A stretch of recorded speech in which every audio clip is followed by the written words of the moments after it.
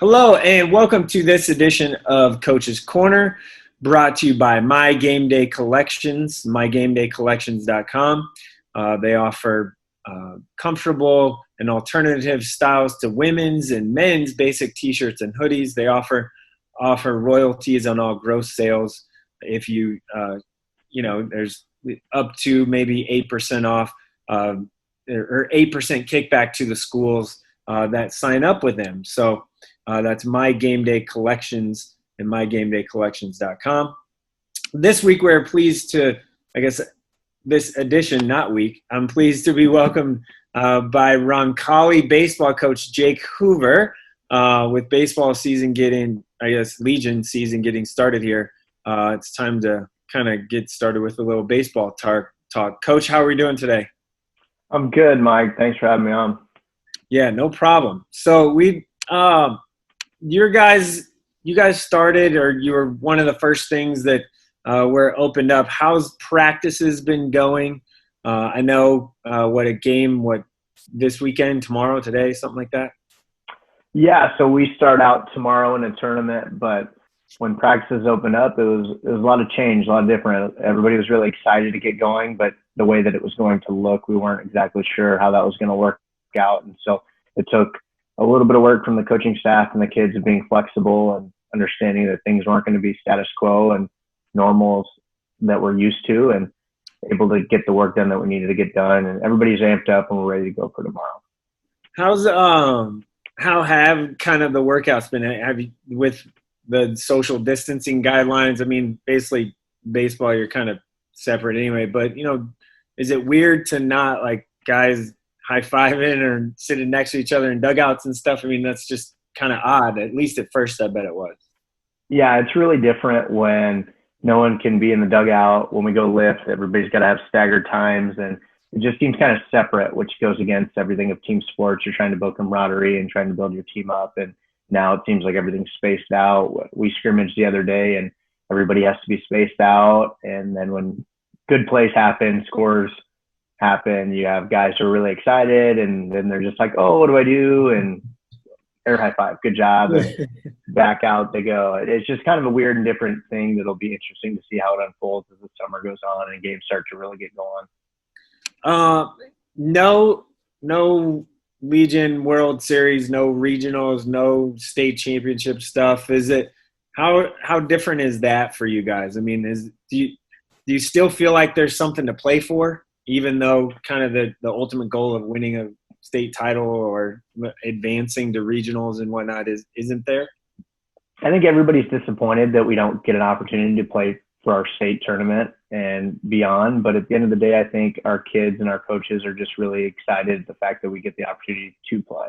Missing out on the spring was such a bummer, and all the hard work that was put in. And if we would have just had no season at all, it would have been a real kill to everybody and everything they put in. And so now that we at least get to play something, we're just glad that we have the opportunity. I kind of want to touch on a little bit of history here, right? 7-time runner-up, seven-time state champion. Most recent was 2018. Am I right? Spring of 18, yes. Summer of 17. Right. That team, take me back to sort of that memory. I did a little bit of Twitter stalking research, if you will, and looked like recently you decided to pull that game out and take a look at it. What are kind of your most fond memories of that team? That was just such a special group. I mean, we had I think we had 6 seniors that everybody went on to play college athletics. So we have one guy who actually he just signed to play with Murray State out that group, and we had a couple other guys play junior college baseball, and one went on to play football for Morningside and won national championship in football. So it was a really special group. And then we had a lot of younger guys that were really great as well. And it was one of the most bonding experiences I've ever seen. Just one group that it's come together the most that they ever have. And it was so unique and organic. And I had a college coach tell me that when we were at the state tournament, they thought we were the 5th best team overall talent-wise. And it just shows that talent-wise, we might have not stacked up with some of the other teams, but what they were able to come together and do as a team was something special. I want to touch on, I guess, there were different times, but you know them really well. But I'm going to call them the A&A brothers, and Alex Rogers and Alec Bohm. Two, I think, pretty special athletes and talents, kind of both. How neat was it to kind of have those relationships with those guys? I mean, Rogers is probably one of the better just all-around athletes ever to come through Roncalli, but and then obviously Alec Bohm, he was the second highest pick ever out of the state of Nebraska. So touch a little bit on those two guys. I was really fortunate to have the opportunity to work with Alec. That was my first spring as head coach at Roncalli. So we didn't have a great amount of time together, but the time that we had, he was just really special. The way that he did things and just his talent in general was so different than what I'd already experienced and have experienced since. And our relationship past, they've done such a great job in him creating his foundation, and they give back through his sponsorship or his endorsement with Under Armour, and they give back to us and give us gear every year, which is really special. So then our kids get to utilize that and wear that gear with pride and know that it comes from Alec and all his accomplishments.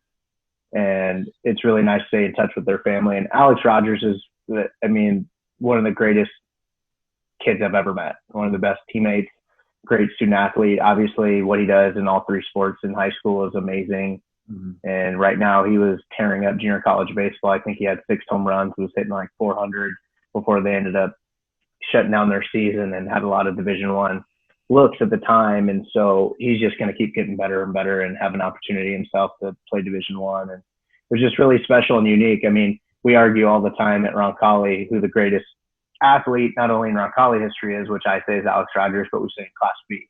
So it's really hard to say, where it stacks up. But to be able to have a first-round draft pick in the top, the third overall pick, and then you have Alex Rogers, who's super special as well. It's been a fun 6 years of having some really great teams and athletes to get to work with.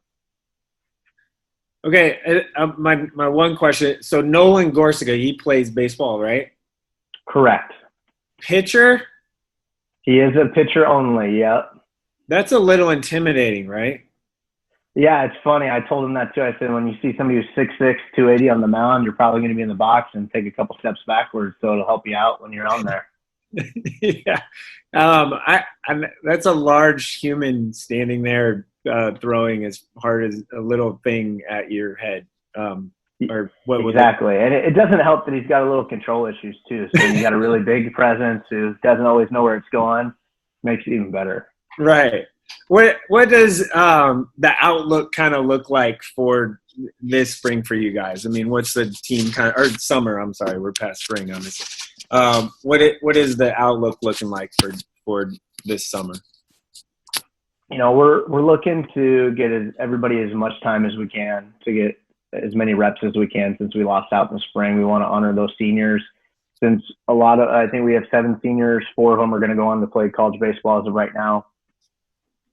So we want to make sure that they have a good experience before they leave. That's one of the biggest things for us, especially since they were robbed of so much in their last year. And then everybody else, we want to prepare for next year. Since we didn't have a spring, we didn't have a lot of time to get our repetitions and to evaluate everyone. We're going to use this time similar to Major League Baseball spring training, where we're going to move people around up and down and just kind of see where they fit in. And hopefully for next year, we can build and grow. One question I guess I have for you, and it's sort of a hot topic in the baseball community, is Legion versus travel ball. I mean, I kind of understand both sides of it. I mainly do in the summer. I do more AAU basketball, and so I kind of get the travel side of it and all that. Where do you kind of stand or come out on it? Do you think it's good for kids that fit kind of the travel scene or want that? Or obviously you're a Legion coach, so obviously I'm thinking you're going to probably be more on that side. But I mean, where is that conversation right now in the state? I know it's something that's kind of a newer conversation in the state in the last few years, and on the coast it's a little bit different. So what's your take on kind of that? I might be a little bit different to where I'm good either way. I think if it fits the kid and their family to play travel ball, then go for it. That's what you need to do if that's what you think you need to do to get a scholarship or to have a better experience.